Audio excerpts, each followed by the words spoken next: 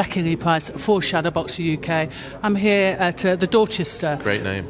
Oh, thank you. I'm here at the Dorchester. You threw me off then. I'm here at the Dorchester for the final press conference for Jonas Price with Mr. Ben Shalom. How are you doing, Ben? I'm very well. Very excited for Friday. A huge event, a huge main event, spectacular event. Thank you very much for stopping by and giving me your time. So let's talk about, wow, you have had an eventful few weeks, haven't you? Can you talk to me about the top 5 moments of the last, let's say, 12 weeks? Top 5 moments. Eubank with the egg. Number 5. Number 4, Eddie Hearn push. Number 3, Conor Benn running at me and getting away before I check hooked him. Number 2, announcing and the press conference for this. It's an unbelievable event, one of the best that we've ever done. Number 1 was probably seeing the scale of Eubank Ben. You know, the numbers, it went absolutely through the roof, and I knew it was going to be big, but this is like crazy big. Like, we've done a lot of big shows, but this is every man and his dog, even non-boxing fans. And so to see it on the back page of every single newspaper, front page, everything was special. You are probably the only person, and I've not really asked many people that, I've asked Frank Warren that actually not only remembers that it's 5, but numbers them. So let's talk about you said about the Ben, kind of, there was a faint little moment going on there. Did you react to that? Did you give him a little something later? I thought I reacted well. I thought I stepped back, guard up. What did you check? Did you just I was gonna give him a check cut, but he walked off. Yeah. He was shook. He was shook. No, Eddie was shook. But anyway, it was all good fun. Listen, they're 2 massive characters, and there was a lot that happened last week. And for everything I say about Conor Benn, he's an explosive, young, hungry fighter that's also entertaining, and so it's making for an unbelievable fight, and people are just ready for it. Absolutely. Listen, last week it absolutely dominated media around the world. But let's talk about that egg slap. Was that great marketing? Did you know about it ahead of time, or do you now just think that actually it was quite a good touch? It was. Listen, it was more. Chris has dealt with that for 2.5 years. Had a very, very difficult time with what happened. Seen the excuses that came from the WBC, and he wanted to make a point. Should he have done it? Technically not, but what he's been through, it shouldn't have happened either. I think that's the point he was trying to make. Didn't react aggressively, and made a point that helps them both because it sells the fight.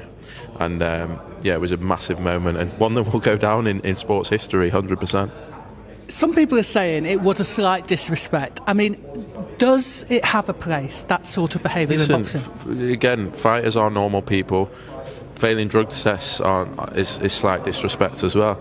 And so, Chris is probably looking at it. He's a reasonable guy and thinking it's not as bad as that. So we talked about, or you mentioned, the little push and shove between you and Eddie Hearn. We've seen it. So normally we would take that to the ring, sort it out in a sparring session or a fight. Happy to do that. Wow. So 18-ounce gloves or 16-ounce gloves. 16, yeah. You, Eddie Hearn, would you seriously contemplate doing a skills bout with Eddie Hearn? At the right weight. He's massive. He's a big lump. Well, he'd have to come down in weight. He looks, exactly. Catch weight, rehydration clause, like he likes to put in his contracts, and we'll see how he likes it on the day. And he'll come in emaciated, and he'll get knocked out later on. And then you can give the money to charity, surely. Yeah, we can. But he won't do it. Will he not do it? No. So let's talk about also the bet that was made, the £1 million bet. I mean, it's all nonsense. One, you can't bet on the promoter. If he really wanted to do it, he can do it, and we're ready to go. But he won't do it. Again, it's just all nonsense. It is a lot of. Do you think between you two is a little bit of, I don't know, there's real love there, like underneath it all? I think we don't dislike each other. I think we have fun with it, and I think it's a lot of. It is fun. It's fun. Does he do things that I think he shouldn't? Sometimes, 100%. But I don't dislike him. I think he's an entertaining guy. Do you think that he slightly resents that you've kind of come up? I think he can't understand it because he knows how hard the game is. So he's probably trying to figure out how I've done it, because it's a different journey. Did everybody kind of embrace you and kind of, put their arm around you and say, listen, Ben? That doesn't happen in boxing. That doesn't happen in boxing. I was hoping. No. So, International Women's Day. Yes. What does it mean to you? Look, everyone talks about things and how and wants to do things, but it's about action, and that's what Friday night is about. It's about big events. It's about making changes. It's about having people that drive change, and all the fighters on this card are driving change in their respective fields. Natasha Jonas has done more for boxing, women's boxing, than any other British fighter, and we're now seeing the culmination of that. What it means to me is action, and that's what people need to take. So it's all right saying this and that, but who's actually doing it? Who's actually putting the money where their mouth is? Who's actually putting things on? We believe we are, and that's what it's about to me. Interestingly, you've answered my next question, really, because I was going to say that you probably, no disrespect to anybody else, but you're probably the only promoter around the world that is focusing on female boxing, and this is the second show that you've put on. What is it? Why is it, do you think, that people aren't invested in female boxing? Priorities over the past 18 months have been to revitalise the men's sport, which has struggled. Women's boxing was fantastic. I don't know. To me, I see a huge opportunity with it. We have huge stars coming through. We have big events that we can put on. They sell a lot of tickets. The viewing figures are close with the men.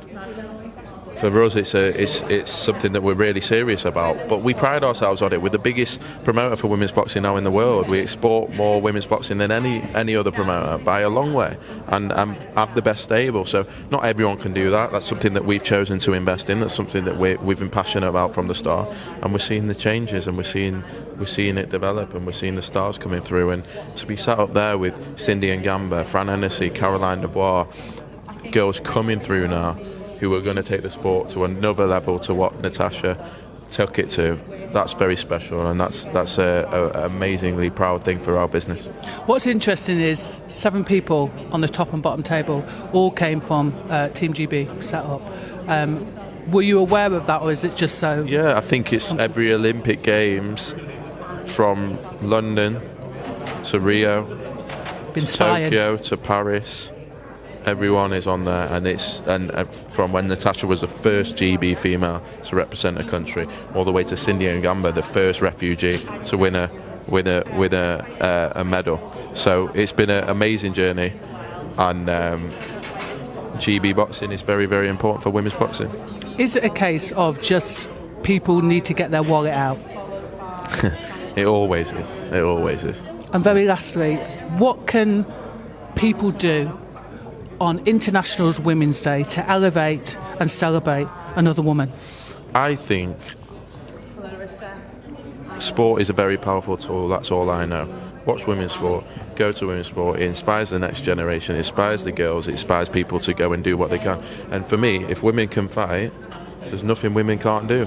That's the most masculine thing there is. So that's why I think it's so important. Thank you so much for giving me your time. Thank you, I appreciate you.